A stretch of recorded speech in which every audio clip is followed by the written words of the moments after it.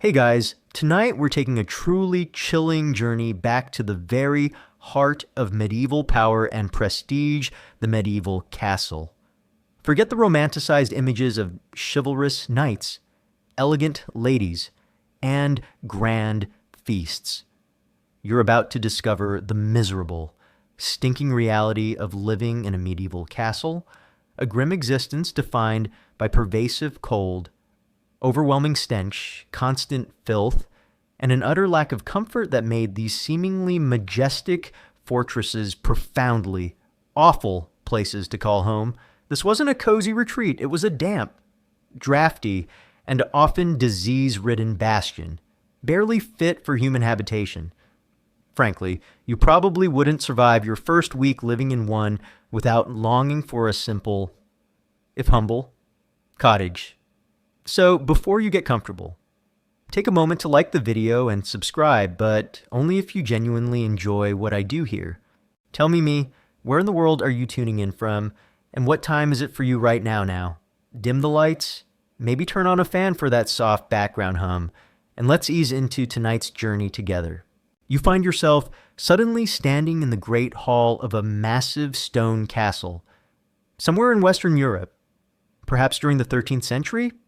The air is surprisingly heavy, carrying a mix of damp earth, wood smoke, unwashed bodies, and a faint, acrid smell that you can't quite place.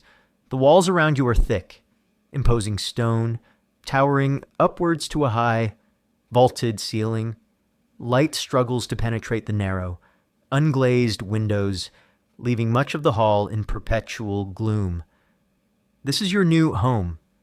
Whether you're a noble lord, a lady, a knight, or a humble servant, and its very structure is the first source of its pervasive misery. It's cold, damp, and dark. Imagine your daily reality: medieval castles, built primarily for defense and security, prioritized solid stone construction over comfort.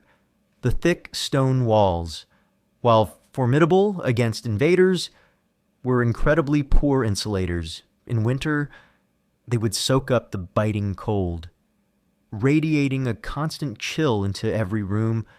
Drafts would whistle through ill-fitting doors, narrow arrow slits, and unglazed window openings which might be covered only by wooden shutters or oiled cloth. If at all, imagine constantly shivering, your breath fogging in the air, even indoors, perpetually battling a pervasive, bone-numbing cold that seeped into every fiber of your being. It truly sucked to literally freeze in your own home. Even in summer, the stone walls, having absorbed the winter cold, would remain damp and clammy, offering little warmth. The perpetual humidity, particularly in regions with higher rainfall, would make the castle feel perpetually cold and damp, fostering an environment ripe for mold and mildew.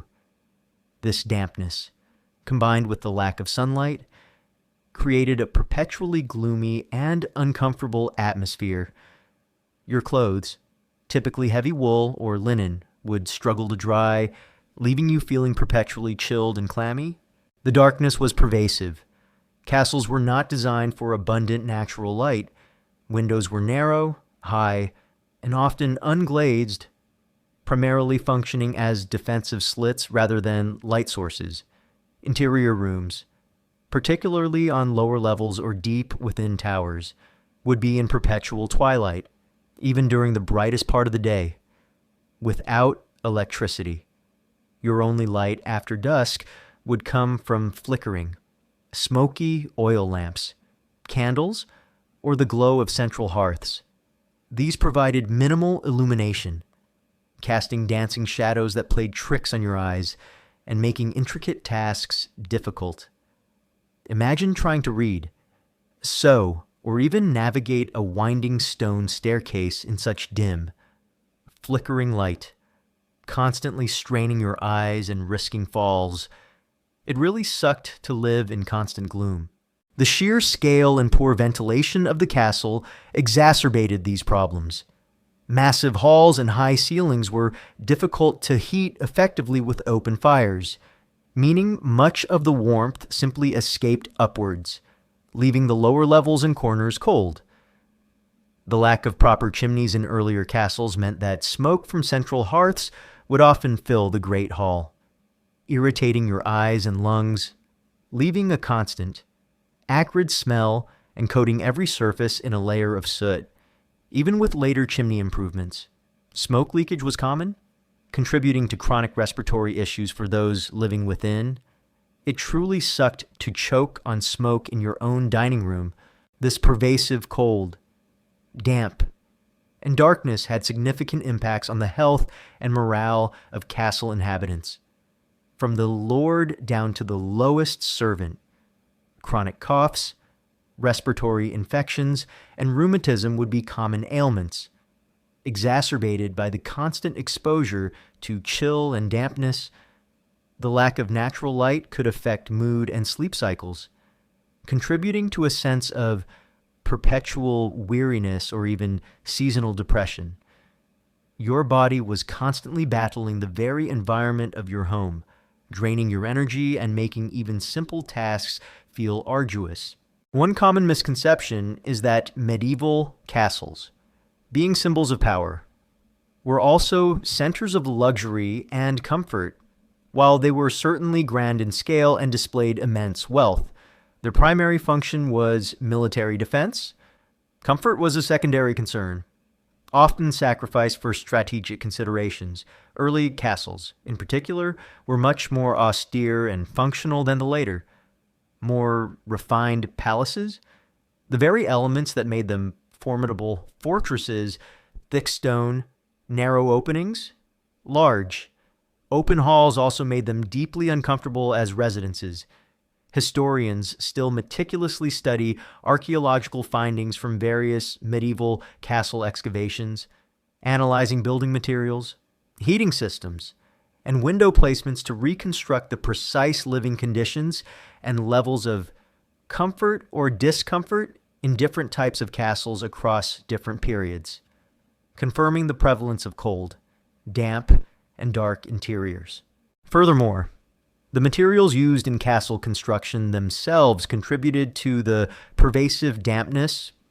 Stone, while durable, is porous and would absorb moisture from the surrounding environment without modern damp proofing techniques or effective ventilation. Condensation would build up on interior walls, creating a constant clamminess. Water seepage from above through roofs or battlements was also common, leading to damp spots and the persistent smell of mildew. Imagine your clothes, your bedding, and even the very air always feeling slightly damp. A subtle but pervasive source of misery. The psychological toll of living in such an environment cannot be overstated. The perpetual cold would lead to physical stiffness and a constant drain on your energy. The pervasive darkness would contribute to a sense of confinement and gloom. The constant battle against drafts, dampness, and smoke would make true relaxation difficult. Your home, a symbol of your Lord's power, was for you, its inhabitant, a constant source of discomfort and physical strain, turning every day into a battle against the very fabric of your dwelling. So, your life in a medieval castle, whether noble or servant, began with the harsh reality of your dwelling itself, its fundamental structure, built for defense, meant living in pervasive cold, dampness, and gloom. This constant physical discomfort, a direct consequence of its architectural purpose, was the first, and perhaps most foundational, reason why living in a medieval castle was a miserable, stinking reality. Having stepped into the cold, damp, and dark reality of a medieval castle, your senses were immediately assaulted by its most defining characteristic, the stench of life, a pervasive odor of waste and rot everywhere. Forget fresh air and pleasant fragrances. Your daily reality was one of overwhelming, inescapable odors from human and animal waste, decaying food, and unwashed bodies, contributing to constant filth and making your life profoundly miserable and stinking. Imagine the constant assault on your nostrils from the moment you woke up. There was no modern plumbing, no flushing toilets, no sophisticated sewage systems.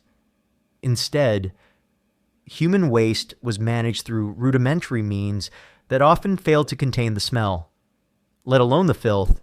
The primary source of the pervasive stench came from privies, latrines, and cesspits. These were typically stone-built shafts within the castle walls, emptying directly into the moat, a river, or simply a cesspit dug at the base of the wall or within the courtyard, while some privies might have a simple wooden seat and a chute leading downwards. They were rarely cleaned thoroughly. The accumulated human waste in these pits or moats would ferment and decompose, releasing a constant, overpowering stench of ammonia, hydrogen sulfide, the rotten egg smell, and other putrid gases that would waft up into the living quarters, especially on warm or humid days. Imagine the Great Hall, supposedly the center of prestige, subtly or not so subtly permeated by the smell of human excrement, a constant, sickening background to every meal and conversation. It truly sucked to literally breathe in everyone else's poop. Beyond human waste, the castle grounds were constantly filled with animal waste. Horses, dogs, chickens, and other livestock would often be kept within the outer bailey or even in courtyards. Their manure and urine would accumulate, especially in damp conditions, contributing to the pervasive farm-like odor. Imagine navigating muddy courtyards, stepping over piles of dung, and enduring the strong, earthy smell of animal excrement, mixing with the human waste to create a complex, universally unpleasant bouquet. It really sucked when the castle grounds doubled as a barn. The Great Hall, the central living and dining area for many inhabitants, would be a particular sensory assault. Food scraps would inevitably fall to the floor during meals, attracting rodents, insects, and quickly putrefying if not immediately cleared. Bones, discarded offal, and leftover liquids would be thrown to the dogs or simply left to rot, adding to the pervasive smell of decay. Straw rushes, often laid on the floor for warmth and comfort, would become saturated with spilled food. Ale and animal waste, acting as a giant. Festering carpet that was rarely changed, only new layers added on top. Imagine walking on a floor that was literally a decomposing layer of medieval life. It truly sucked to live on a giant compost pile. Personal hygiene, by modern standards, was minimal. While some medieval people did bathe, though often less frequently than today, and usually in communal tubs, the general lack of accessible running water, soap, and hot water meant that many people, from servants to nobility, carried a pervasive scent of unwashed bodies and stale clothing, woolen garments, worn for weeks or months without thorough washing, would absorb sweat, smoke, and various odors, creating a distinct, heavy, human smell that mingled with the castle's other pervasive stenches.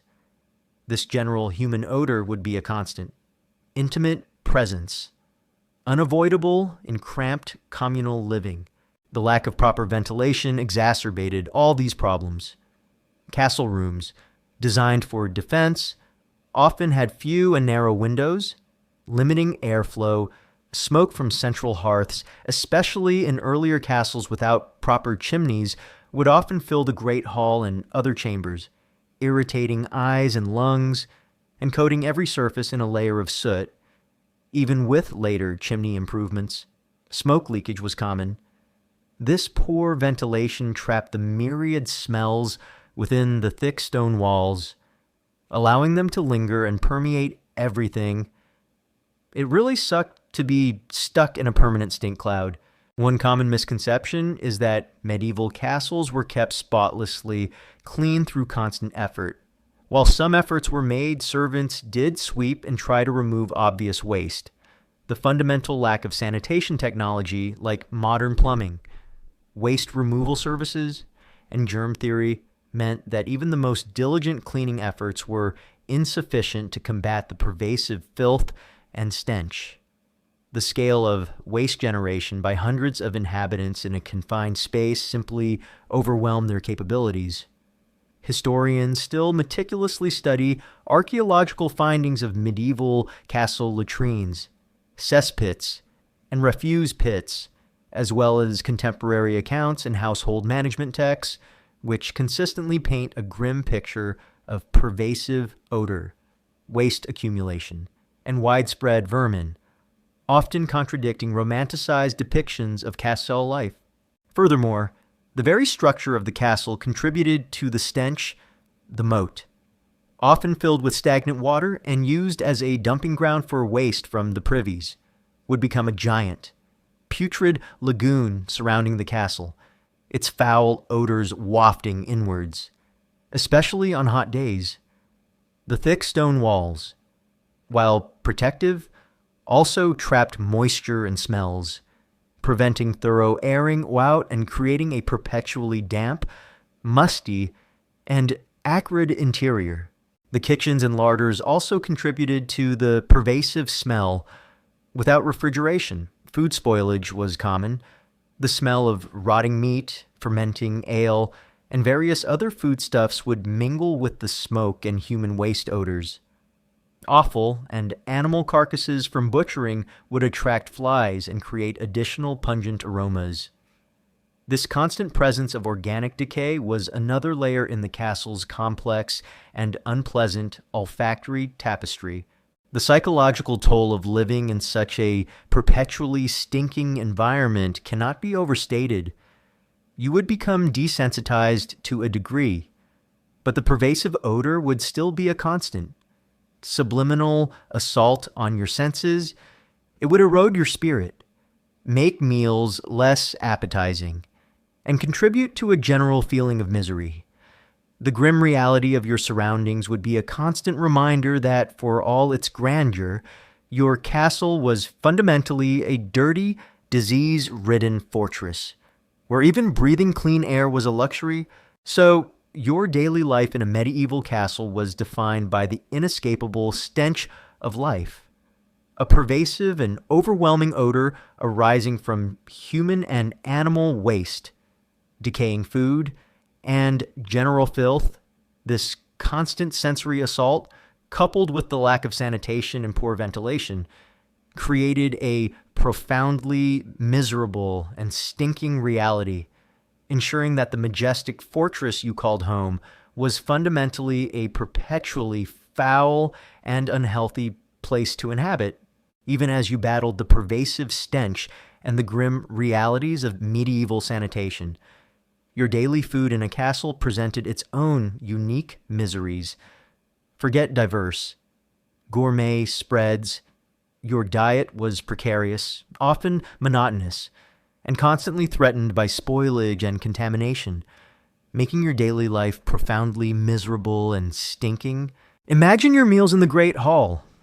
For the lord and his immediate family, food might appear abundant, but for you, a knight, a lady-in-waiting, or a humble servant, the reality was often different. Your primary staples would be bread and ale. The bread, typically coarse, dark, and often made from cheaper grains like barley or rye, was dense and could quickly go stale, becoming rock-hard and difficult to chew without soaking. It would be your main source of calories, consumed with almost every meal. Imagine chewing on a dry, bland brick of bread, day in and day out. It truly sucked to have your bread be a weapon. Pottage or gruel would be another ubiquitous presence. This was a thick, often bland porridge or stew made from boiled grains, peas, beans, or other legumes, cooked with water and perhaps a few meager vegetables if available. Meat, for many. was a rare luxury, usually reserved for feast days or for the Lord's table. You might get small portions of salted or dried meat, tough and intensely salty, but fresh meat was infrequent. Fish, if the castle was near a river or coast, might supplement the diet, often salted or dried for preservation, adding to the monotony of flavor. Imagine the sheer, soul-crushing boredom of eating the same bland, watery mush day after day, week after week. It truly sucked to be constantly bored by your food. The quality and safety of food were constant concerns. Without modern refrigeration or food safety standards, spoilage was rampant. Grains could be infested with weevils, bread could become moldy, and stored provisions, especially meat and dairy, could turn rancid. While chefs might try to mask off flavors with heavy spices if available or strong sauces, consuming spoiled food was a frequent reality. You literally gambled with your digestion with every bite. Imagine taking a mouthful of meat, unsure if it would nourish you or send you to the latrine with agonizing cramps and violent vomiting. It really sucked to play Russian roulette with your rations. Water itself was a major health hazard. While castles often had wells within their walls, these could easily become contaminated by seepage from cesspits, animal waste, or general refuse. Without filtration or boiling for drinking water, ale was often preferred as it was boiled in brewing. Consuming contaminated water was a primary cause of waterborne diseases like dysentery, typhoid fever, and various parasitic infections, which would sweep through the crowded castle inhabitants, rapidly debilitating and killing dozens. The constant thirst, especially after heavy labor or during warmer months, would force you to drink suspect water, a terrifying choice between immediate discomfort and potential deadly illness. It truly sucked to be thirsty, but fear the water. Nutritional deficiencies were rampant due to the monotonous and often unbalanced diet. A lack of fresh fruits and vegetables, especially during the long winter months, led to widespread vitamin C deficiency scurvy, causing bleeding gums, loose teeth, reopening old wounds, and profound fatigue. Iron deficiency anemia was common due to limited red meat, leading to chronic weakness and susceptibility to other illnesses. Your body would be perpetually fighting a hidden hunger, slowly breaking down from within, making you vulnerable to every passing disease. It really sucked to slowly rot from the inside out. The methods of food preservation were crude and labor-intensive. Salting, drying, smoking, and pickling were the primary means of making food last through the lean months, while essential for survival. These methods significantly altered the texture and flavor of food, often making it incredibly tough, dry, and intensely salty or smoky. Imagine endlessly chewing on a piece of rock-hard, heavily salted meat, knowing it was vital sustenance but utterly unappetizing. This necessity of preservation directly contributed to the pervasive blandness and monotony of your diet, further diminishing any pleasure in eating. The very process of communal eating in the Great Hall, while fostering a sense of community, also contributed to the spread of illness, sharing platters often of stale bread called trenchers and eating with fingers, without modern hygiene, meant that pathogens could easily pass from person to person. A single sick individual could contaminate an entire meal, leading to rapid outbreaks of foodborne illness among the gathered inhabitants, highlighting the grim reality that social bonding could also be a vector for disease. One common misconception is that all medieval castles, especially those of powerful lords, had vast, abundant food supplies year-round, while storage was important, maintaining fresh, diverse food for hundreds of people over long periods was a monumental logistical challenge. Famine was always a threat, and even in times of plenty, The variety and quality of food, particularly for servants and lower-ranking knights, were limited. The actual food consumption often reflected a pragmatic approach to calorie intake rather than sophisticated culinary art. Historians still meticulously study medieval household accounts, archaeological findings from castle refuse pits, and contemporary dietary records to understand the specific ingredients, cooking methods, and dietary limitations of different social classes within medieval castles, often revealing widespread monotony and nutritional deficiencies. Furthermore, the psychological toll of constantly battling hunger, monotony, and the fear of spoiled food would be immense. Meals, instead of being moments of comfort and enjoyment, became periods of anxiety and necessary consumption. The knowledge that your very sustenance was precarious and often unpleasant would contribute to a pervasive sense of weariness and dissatisfaction, making your daily life a constant, low-level struggle against both physical and mental hunger. This endless, unfulfilling cycle around food was a defining misery of castle life. So your daily food in a medieval castle was profoundly miserable and stinking due to its precariousness, monotony, and constant threat of contamination.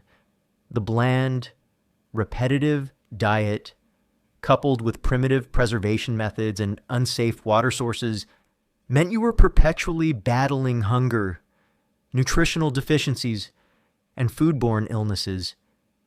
This relentless, unappetizing reality was a defining, profoundly uncomfortable, and often unhealthy aspect of living in a medieval castle, ensuring that even the fundamental act of eating was an awful ordeal. Even as your belly rumbled with unsatisfying food and your nostrils endured the castle's pervasive stench, your body, whether noble or common, was under constant assault from the elements. Forget climate control or comfortable temperatures. The brutal lack of temperature control in a medieval castle meant you were perpetually battling scorching heat or freezing cold, making your life profoundly miserable and stinking. Imagine your daily reality within the castle walls. The thick stone construction, while formidable against invaders, was an incredibly poor insulator. It offered almost no barrier against the outside temperatures. In the depths of winter, the castle would become an immense, frigid cavern. The stone walls, having absorbed the cold for months, would radiate a constant, bone-numbing chill into every room. Drafts would whistle relentlessly through ill-fitting wooden doors, through the narrow, unglazed window openings which might be covered only by thin wooden shutters or oiled cloth, if at all, and through cracks in the stone.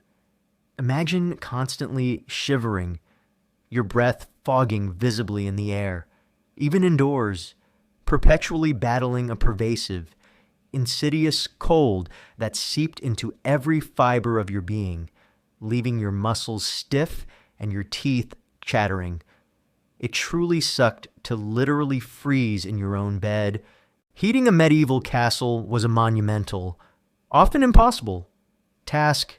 The Great Hall, where many inhabitants ate, worked, and sometimes slept, might have a large central hearth or later a massive fireplace, but much of the heat generated by these open fires would simply escape upwards through smoke holes in the ceiling in earlier castles or up rudimentary chimneys in later ones, leaving the vast majority of the hall and any peripheral rooms utterly unheated.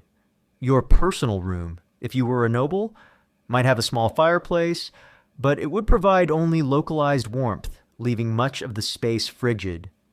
For servants or guards, their quarters would likely be entirely unheated, relying solely on body heat and thin blankets for warmth. This constant exposure to cold led to widespread discomfort and chronic ailments. You would suffer from persistent chills, aches in your joints, rheumatism, and rampant respiratory infections like colds, bronchitis, and pneumonia, which could easily turn fatal in a world without modern medicine. Your fingers and toes might ache with cold, making fine tasks difficult. Sleep would be fitful and unrestorative, constantly interrupted by shivering and discomfort. The very act of living consumed immense energy as your body struggled to maintain its core temperature. Leaving you perpetually fatigued, it really sucked to be constantly sniffly and achy as the seasons turned. The torment simply shifted. In the scorching heat of summer, particularly in southern Europe, the thick stone walls of the castle, having absorbed the sun's relentless energy, would turn into giant heat sinks, radiating warmth even at night. The enclosed courtyards and narrow passages would trap stagnant, humid air, turning the castle into a stifling oven. With minimal ventilation, narrow windows were for defense, not airflow. The air would become thick and oppressive, making sleep impossible and physical activity draining.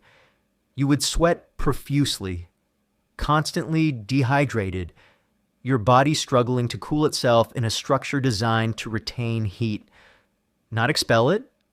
It truly sucked to literally bake in your own home. Dehydration and heat stroke were real threats during the warmer months, especially for those engaged in physical labor like guards, servants, or those managing the cooking fires.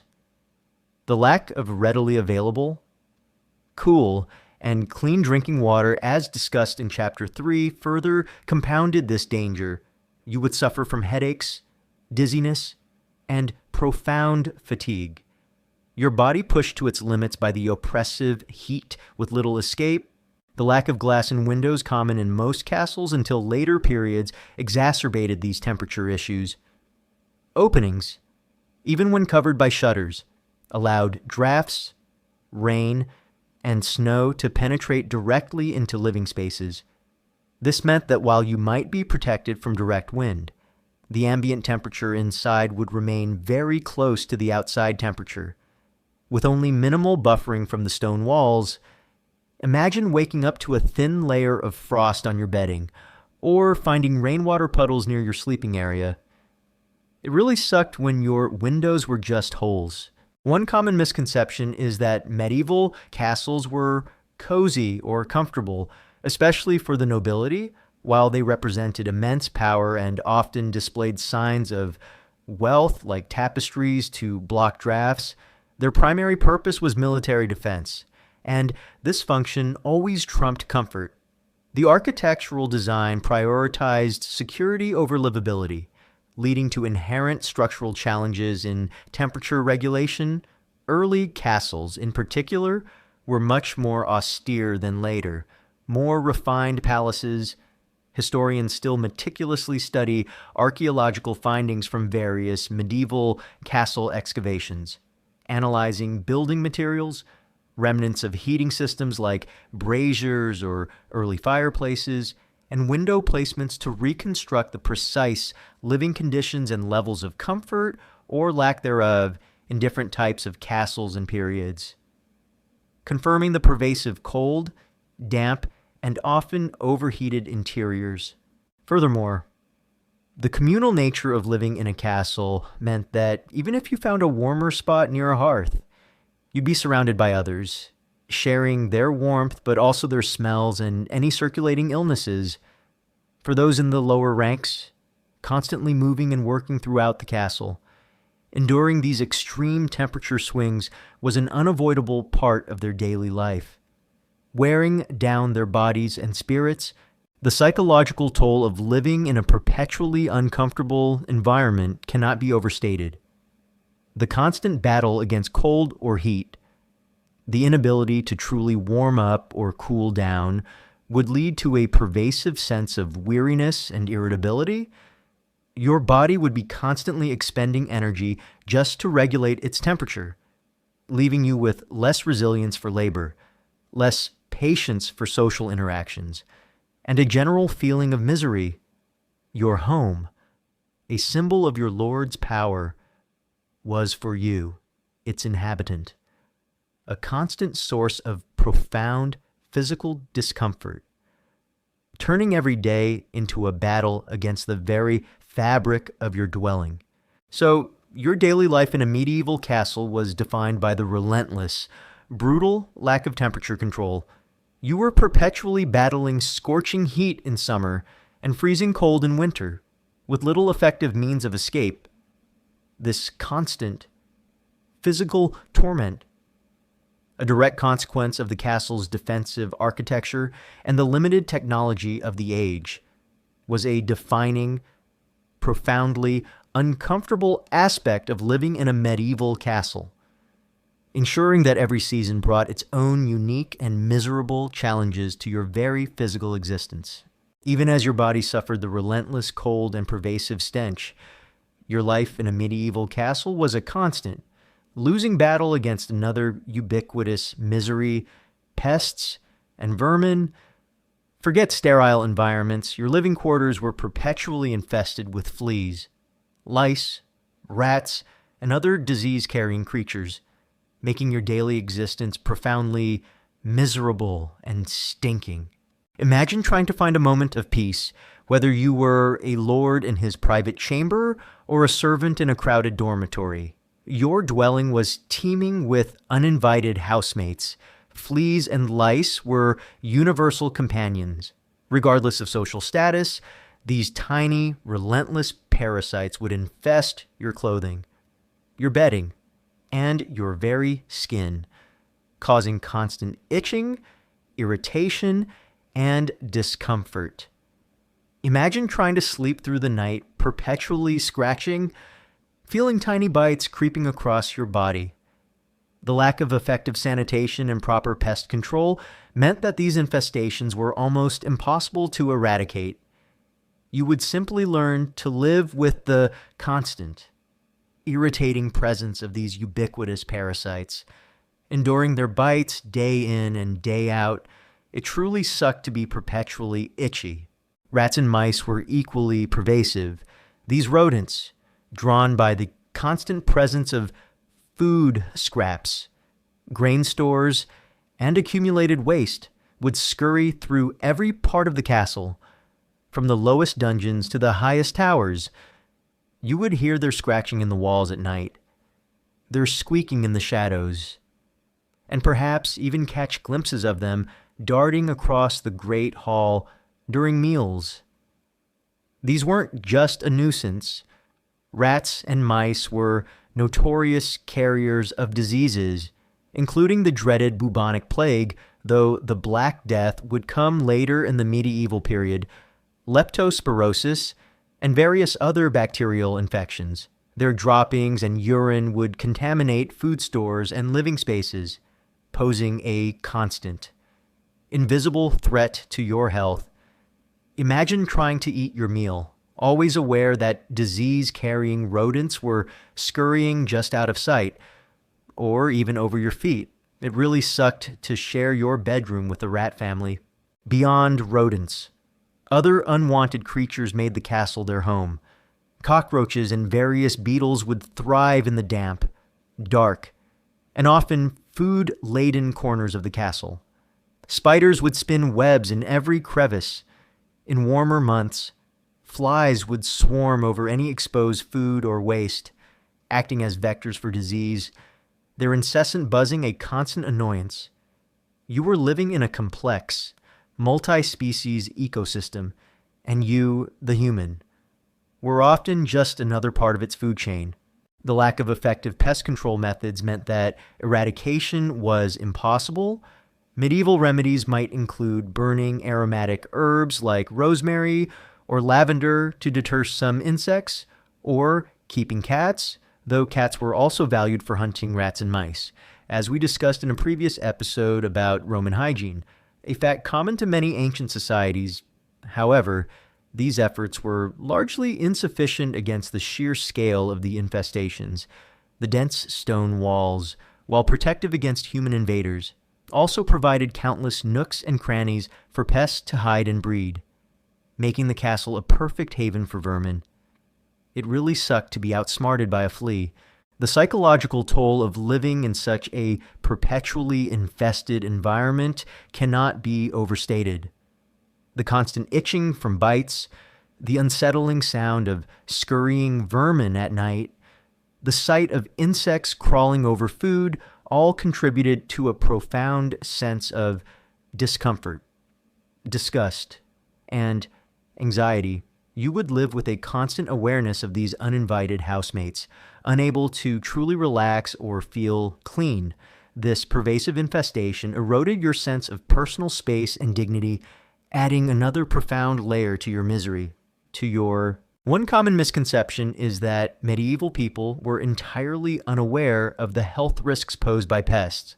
While they lacked modern germ theory, they certainly understood that vermin were associated with filth and could make people sick.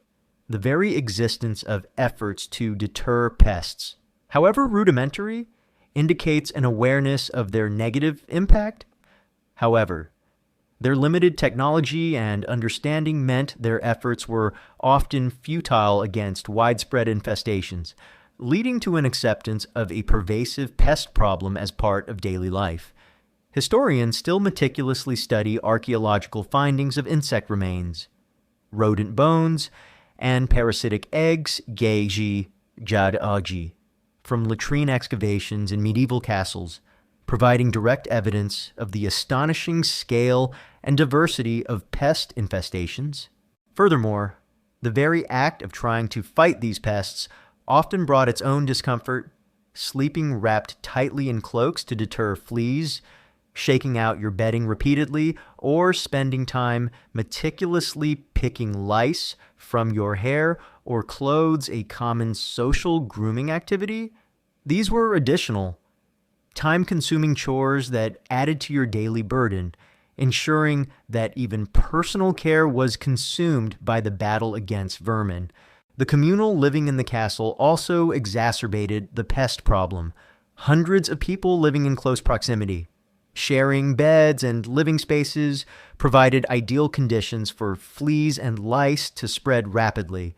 A single infested person could quickly transmit parasites to an entire dormitory or even the Lord's personal chamber, ensuring that no one was truly immune from the constant discomfort. This collective infestation made it even harder to combat the problem, as reinfestation was almost guaranteed. So, your daily life in a medieval castle was a constant. Losing battle against pests and vermin, your living quarters were perpetually infested with fleas, lice, rats, and other disease-carrying creatures, their presence causing constant itching, discomfort, and posing a severe threat to your health.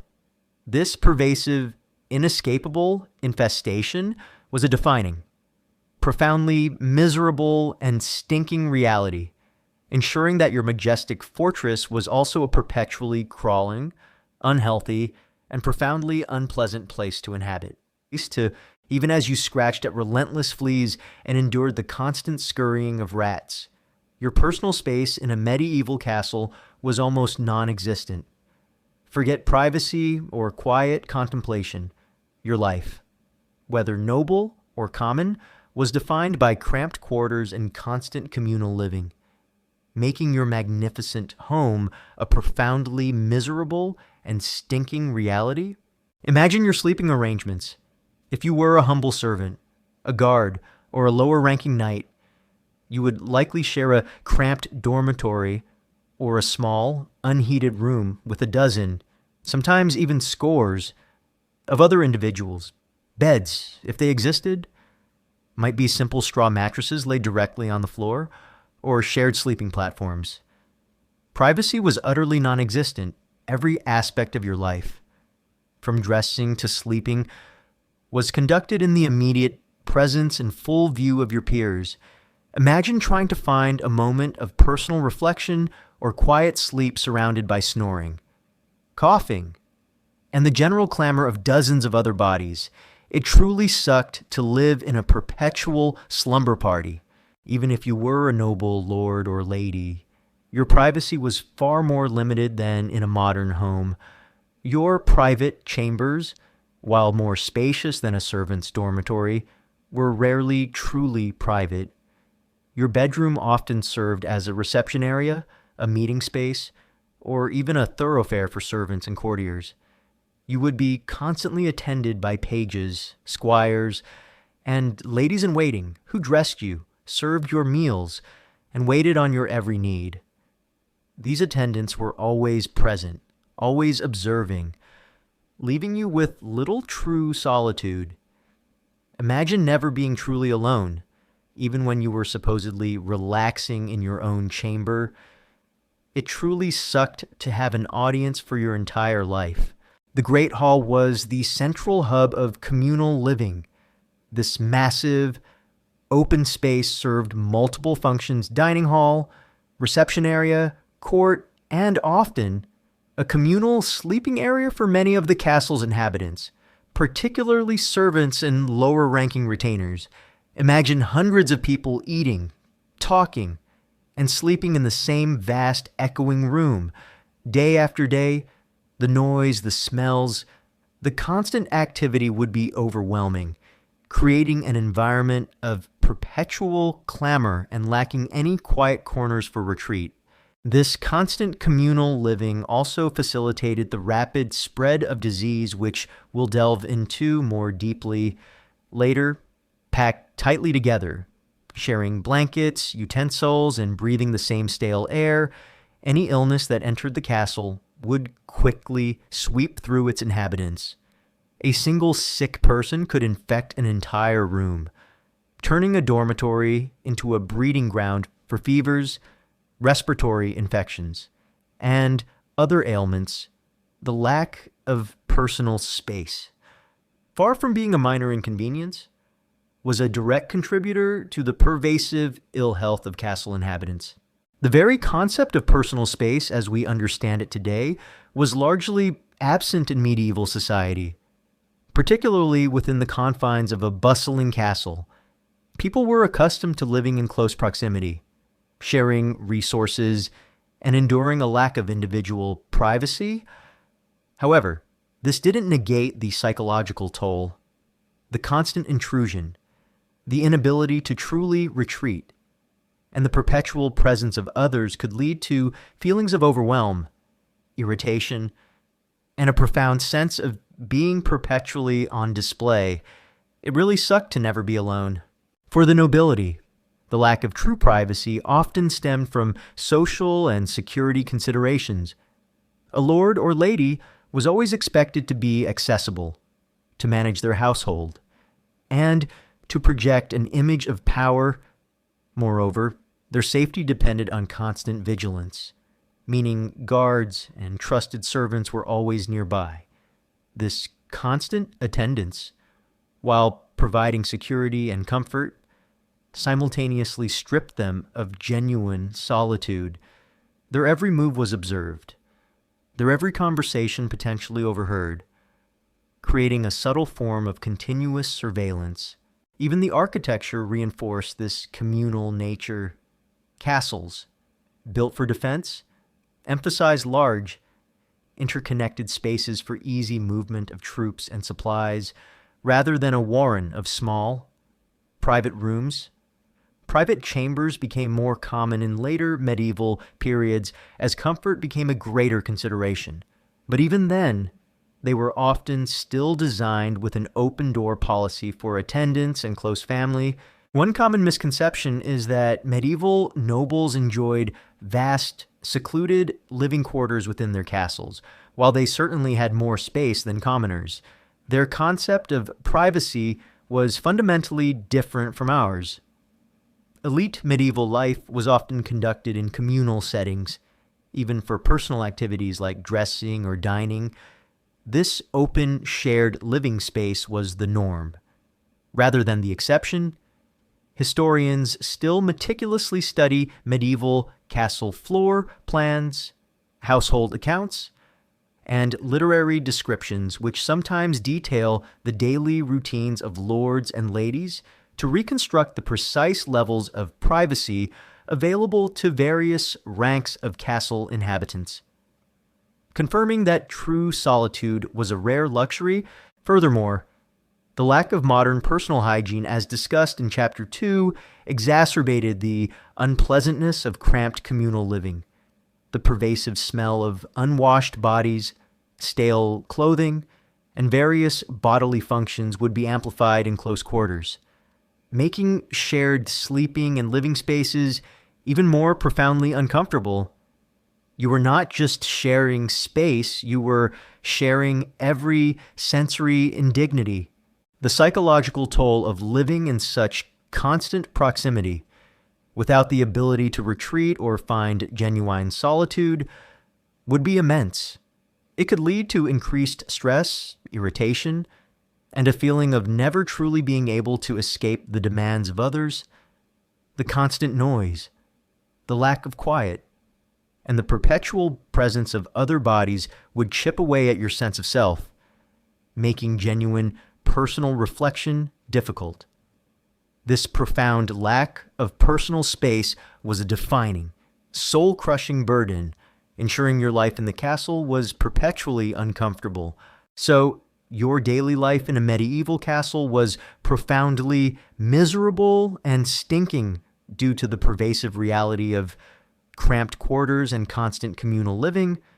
You endured a relentless lack of personal space, surrounded by dozens of others.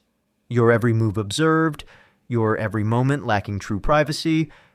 This continuous, enforced proximity, coupled with poor hygiene and constant clamor, was a defining, profoundly uncomfortable aspect of living in a medieval castle, ensuring that your majestic fortress was also a perpetually crowded and deeply isolating prison.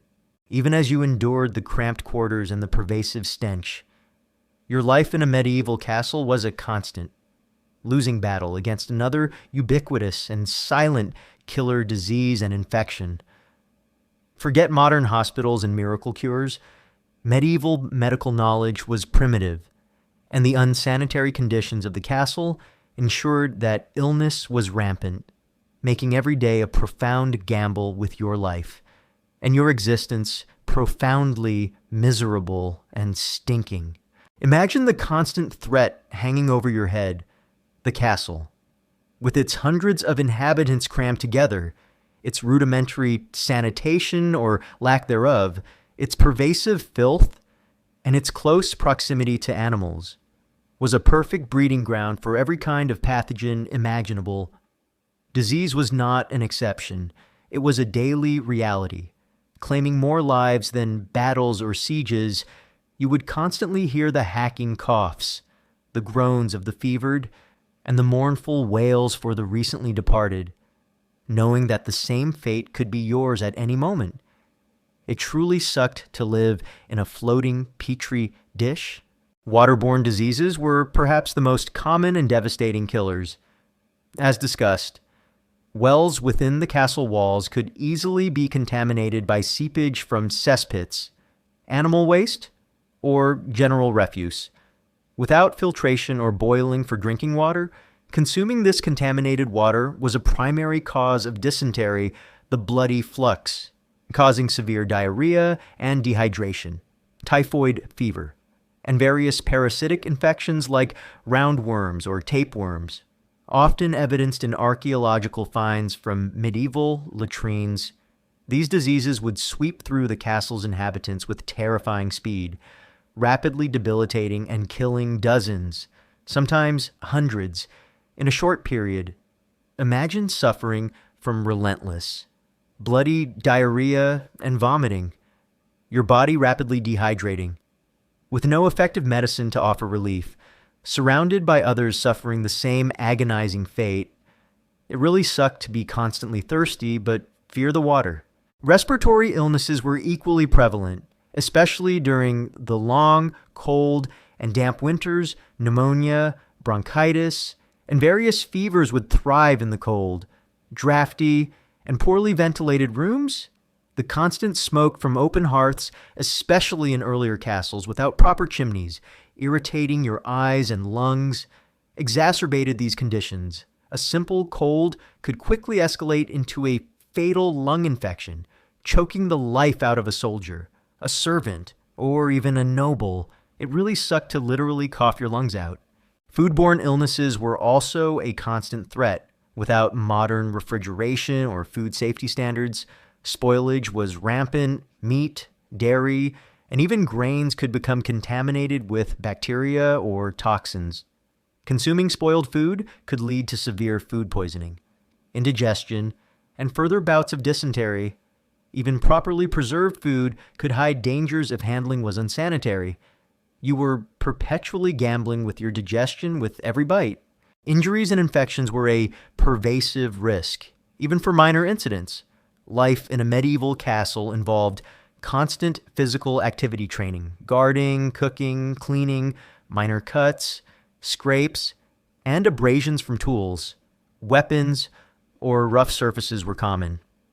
These open wounds, exposed to the incredibly unsanitary environment of the castle with its waste, vermin, and unwashed bodies, would frequently become infected. Without antiseptics beyond rudimentary herbal poultices or antibiotics, a simple cut could fester into a pus-filled abscess, cellulitis, or ultimately fatal sepsis, a systemic infection that would cause organ failure and agonizing death. Many who survived combat or daily accidents succumbed days or weeks later to infections that would be easily treatable today. It really sucked to survive a battle only to die from a splinter. Medical knowledge was primitive. Doctors, if available. Often barbers or monks with limited training relied on humoral theory, the belief that illness was caused by an imbalance of the four bodily fluids: blood, flame, yellow bile, and black bile. Treatments often involved ineffective or even harmful practices like extensive bloodletting, bleeding a patient to rebalance humors, which only weakened them further. Crude herbal remedies, some effective, many not much, or superstitious rituals. There were no hospitals as we know them, no sterile operating rooms, and no understanding of germ theory. The very attempts at cures could accelerate death. One common misconception is that medieval people, being supposedly tougher, were healthier than modern populations. In reality, while they adapted to specific hardships, their overall health was significantly worse, and their lifespans drastically shorter due to the prevalence of infectious diseases and high infant mortality. Archaeological studies of medieval skeletal remains often show widespread signs of chronic infections, healed fractures often poorly, and evidence of widespread parasitic infestations. Confirming the dire health realities of castle inhabitants, historians still meticulously study these osteological records, as well as medieval medical texts and administrative records, which sometimes detail sickness outbreaks, to paint a comprehensive and often grim picture of medieval health. Furthermore, the communal living in the castle, as discussed in Chapter 6, exacerbated the spread of all these diseases. Hundreds of people living in close proximity, sharing beds, eating from common platters, and breathing the same stale, contaminated air provided ideal conditions for pathogens to sweep through the population rapidly and relentlessly. A single sick individual could quickly trigger an epidemic that would claim dozens of lives, ensuring that no one was truly safe from the constant threat of illness. The psychological toll of constantly battling sickness, of watching your comrades, your family, or even your lord suffer and die from agonizing diseases, and of knowing that your own body was always at risk, would be immense. This pervasive atmosphere of illness and death eroded morale, fostered despair, and made every day a grim countdown to the inevitable. Your existence was a perpetual battle against unseen enemies, turning the very place you called home into a constant source of fear and misery. So, your daily life in a medieval castle was defined by a constant, losing battle against disease and infection, the rampant waterborne illnesses, respiratory ailments, foodborne contaminants, and festering injuries, coupled with primitive medical knowledge and unsanitary conditions, ensured that every day was a profound gamble with your life. This horrifying prevalence of sickness was a defining, profoundly miserable and stinking reality, ensuring that your majestic fortress was also a perpetually unhealthy and often deadly place to inhabit, even as your body battled constant disease and your mind withered under communal living. Your life in a medieval castle was a perpetual assault on your senses. Forget peace and quiet, the overwhelming noise and chaos of daily life, from animals to blacksmiths, made true tranquility an elusive dream. Contributing to your profoundly miserable and stinking reality, imagine your waking hours, from dawn till dusk. The castle, far from being a silent, empty fortress, was a bustling, cacophonous hub of activity. The thick stone walls, while muffling some external sounds, also trapped and amplified internal ones, creating a constant din that permeated every corner of your dwelling. You lived in a state of perpetual sensory overload. It truly sucked to have your home be a constant racket. The primary source of this noise was the sheer number of inhabitants and their daily activities. Human clamor, hundreds of people, lords, ladies, knights, pages, squires, servants, cooks, guards, and visiting merchants, all living in close proximity. You would hear constant conversations, shouts of orders, the bustling of footsteps, the laughter of children rare, but present, and the occasional arguments in the great hall, especially during meals or gatherings. The noise would be immense, a cacophony of voices, clattering plates, and general hubbub. Animal sounds. Castles often housed a variety of animals within their walls or immediate vicinity, horses neighing and snorting in the stables, dogs barking, howling, and growling as they scavenged or played, chickens clucking, pigs grunting, and sheep bleating in the outer bailey. These animal sounds were constant, integral to the soundscape of the castle, adding a persistent layer of farm-like noise to your daily life. Imagine trying to concentrate on a task while a dog barks incessantly just outside your chamber door. It really sucked to live in a perpetual farmyard. Workshop din. If your castle had its own blacksmith's forge, and most larger ones did, the rhythmic, deafening clang of hammer on anvil would be a constant. Vibrating presence. The scraping of wood from carpenters, the thud of masons working stone, and the distant sounds of various other craftsmen creating tools, weapons, and repairs, all contributed to a relentless industrial noise. This ceaseless hammering and crafting, essential for the castle's maintenance, would pound at your eardrums for hours on end, contributing to long-term hearing loss. Military sounds. The castle was, first and foremost, a military stronghold. You would constantly hear the clatter of armor as guards patrolled, the shouted commands of drilling soldiers in the bailey, the thud of archers practicing with their bows, and the occasional clang of sword practice. During times of heightened alert or siege, the sounds would escalate to terrifying levels, the clang of siege engines, the shouts of battle, the cries of the wounded, and the whistle of arrows, domestic and kitchen noise. The kitchens would be a hub of constant activity and noise, the clatter of pots and pans, the sizzle of meat over an open fire, the shouts of cooks and servants, and the chopping of ingredients. In the living quarters, you might hear the incessant chatter of maids, the rustle of straw rushes on the floor, and the general sounds of daily life, all amplified by the hard stone walls. This relentless auditory assault offered no true respite. There were no quiet rooms, no soundproofing, No escape from the pervasive din, even at night. The castle would rarely be completely silent. The shift changes of guards, the creaking of timbers, the scurrying of rats, and the occasional animal sounds would disturb your sleep, making true restorative rest a luxury you rarely experienced. Your body and mind were perpetually overwhelmed by noise, contributing to chronic fatigue and irritability. It really sucked to literally never get peace and quiet. The lack of privacy, as discussed in Chapter 6, exacerbated the impact of this noise. You were almost never truly alone, and the sounds of others' lives, their conversations, their movements, their bodily functions were an unavoidable part of your existence.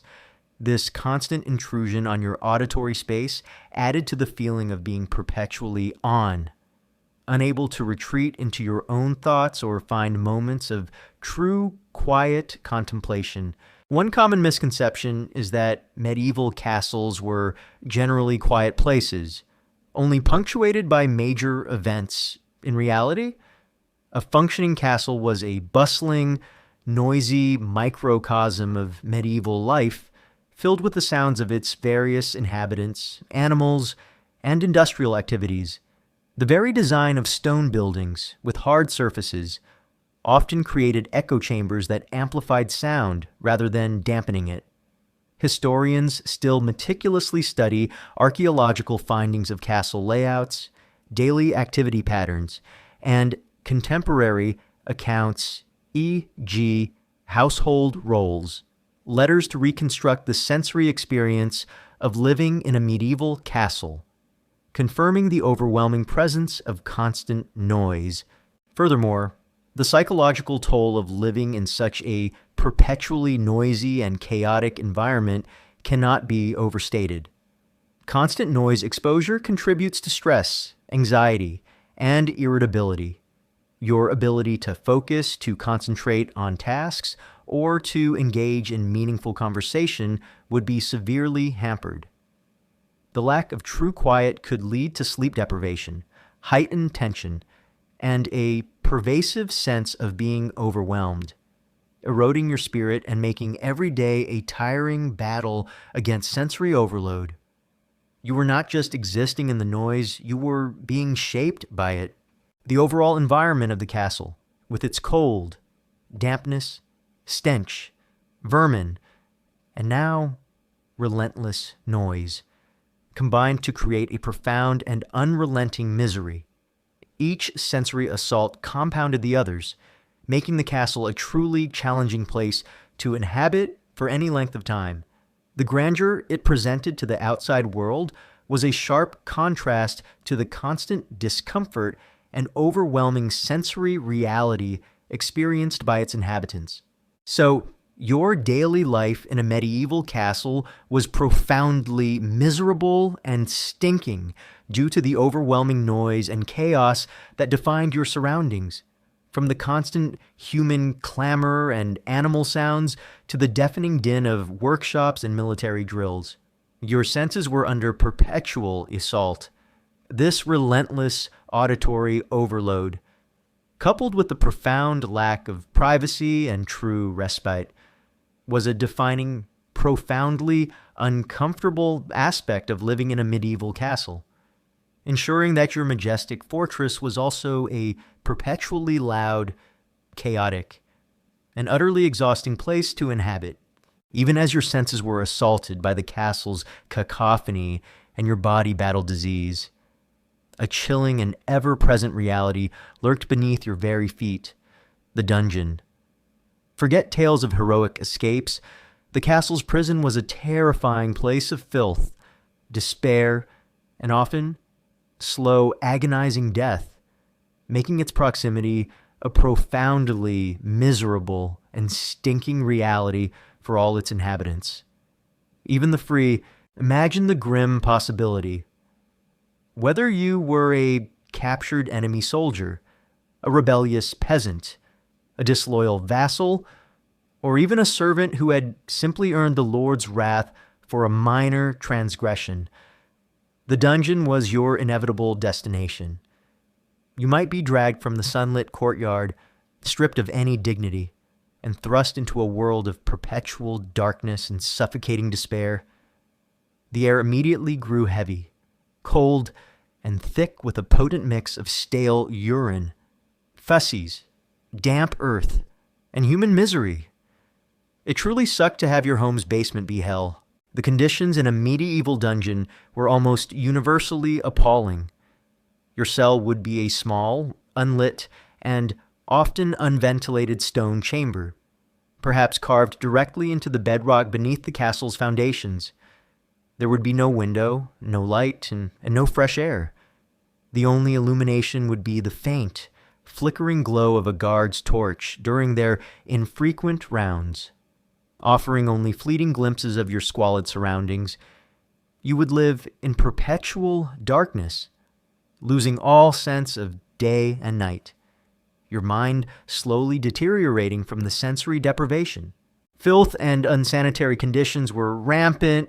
There would be no latrine in your cell, just a hole in the corner, or simply the floor itself, where you and previous prisoners would relieve yourselves. Human waste would accumulate, mixing with damp earth, stale straw, if any, and the effluvia of unwashed bodies, creating a pervasive, stomach-churning stench that was almost physically suffocating.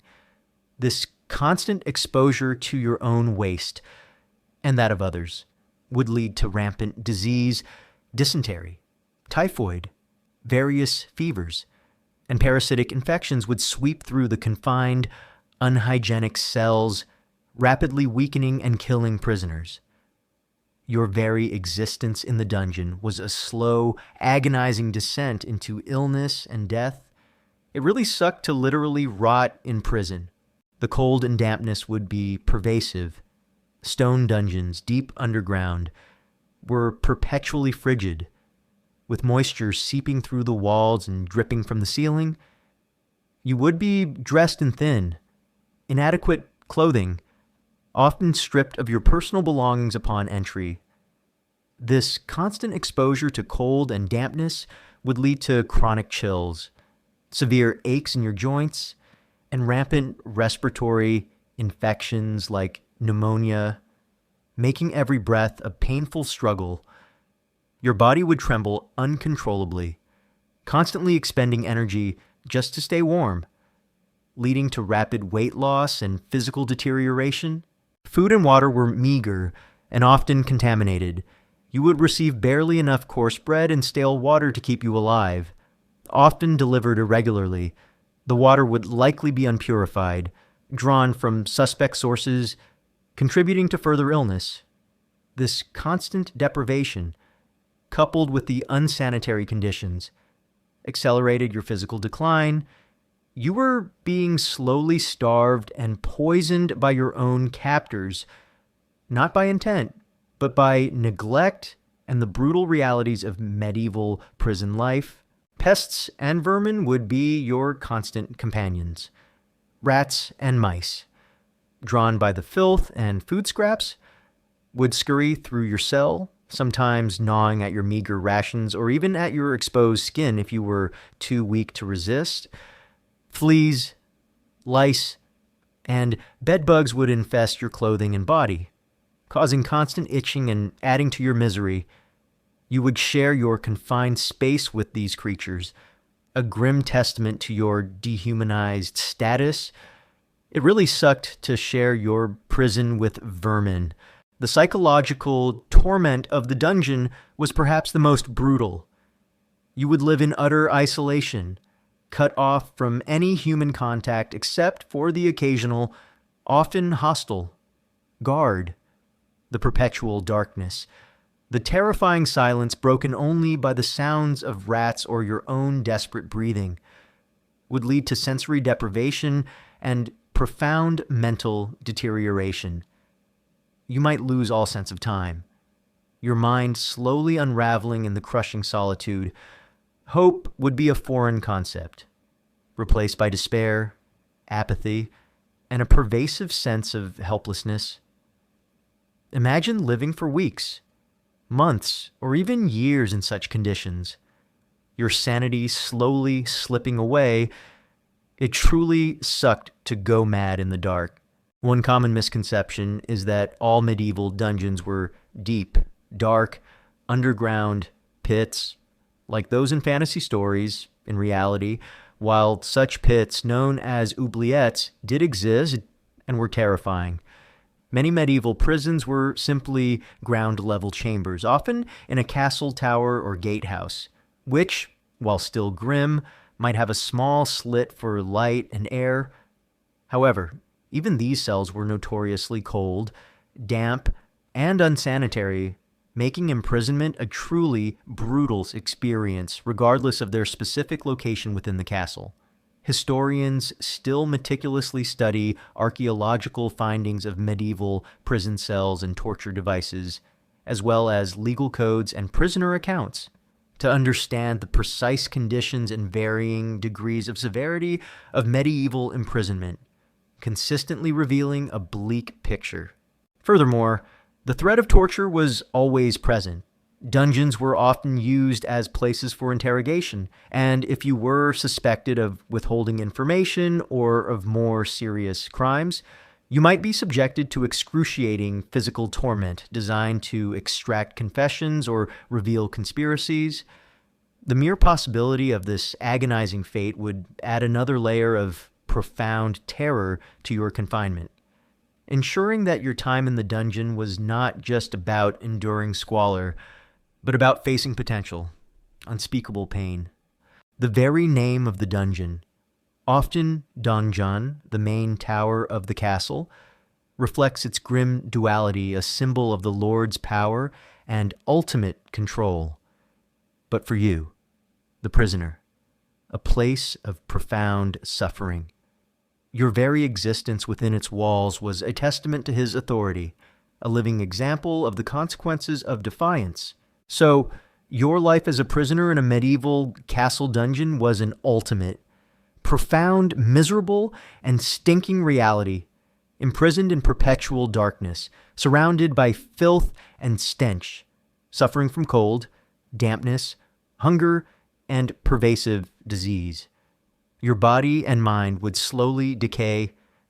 This terrifying confinement, a literal living burial, was a defining, profoundly brutal aspect of medieval justice, ensuring that the castle's prison was truly a place of unmitigated suffering and agonizing death. You've battled through the cold, damp, and dark reality of the castle's very structure, endured the overwhelming, pervasive stench of its daily life, choked down monotonous and often contaminated food, shivered through freezing winters, sweltered in stifling summers, battled relentless infestations of pests and vermin, lived without privacy in cramped communal quarters, constantly feared the unseen ravages of rampant disease and infection, and finally, perhaps even glimpsed or endured the profound despair of the filthy dungeon. As the distant clamor of medieval life fades and the imagined stench of stale rushes dissipates, a profound, lingering truth settles upon you living in a medieval castle. Far from being a fairy tale, was a constant, grueling test of endurance, a truly miserable, stinking reality, a gilded cage where power and prestige came at a profound personal cost. Consider the fundamental paradox that defined your existence. Castles were imposing symbols of power, prestige, and security. They offered protection from external enemies, a seemingly impenetrable refuge in a dangerous world. But this very strength, this architectural might, came at a direct cost to your comfort and well-being. The thick stone walls that defied invaders also trapped cold, dampness, and darkness. The fortified design that ensured security also limited ventilation and natural light. Your home was a military bastion first, a livable residence a distant second. It truly sucked to be safe, but miserable. Then there's the assault on your senses. Life in a medieval castle was a symphony of unpleasantness. The pervasive, inescapable stench of human and animal waste, mixing with stale food and unwashed bodies, was a constant olfactory assault. The relentless din of a bustling, overcrowded microcosm human clamor, animal sounds, the clang of the forge created a perpetual cacophony, the pervasive darkness, lit only by flickering, smoky lamps, strained your eyes. This constant sensory overload, combined with the extreme cold or stifling heat, ensured that you were never truly at ease. Your body and mind perpetually under siege from your own environment. Your senses were perpetually abused.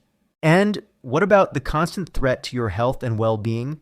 The unsanitary conditions, the contaminated water, the spoiled food, and the rampant pest infestations created a perfect breeding ground for disease, waterborne illnesses, respiratory infections, and various fevers swept through the crowded inhabitants, claiming lives far more often than battle, injuries, often poorly treated, festered into deadly infections. Your body was perpetually battling unseen enemies, slowly decaying from within, ensuring that even if you survived the physical discomfort, your lifespan would likely be short and often plagued by chronic ailments. It truly sucked to be perpetually sick. The lack of personal freedom and privacy was another profound misery. You lived in cramped quarters, constantly surrounded by others, with no true space for solitude or introspection. Your life, dictated by the castle's routines and the lord's demands, left little room for personal choice or individual expression, even for the nobility. Their private chambers were often semi-public, constantly attended by servants. This pervasive, communal living, while sometimes fostering camaraderie, primarily led to a profound sense of always being on, never truly able to relax or escape the gaze of others.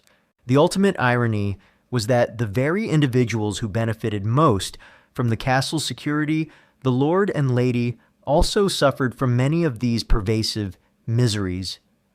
While they might have slightly better accommodations or more abundant food, they were not immune to the cold, the stench, the pests, or the rampant diseases that plagued their dwelling. Their power and prestige were intertwined with a daily reality of discomfort that would be unimaginable to even a middle-class family today.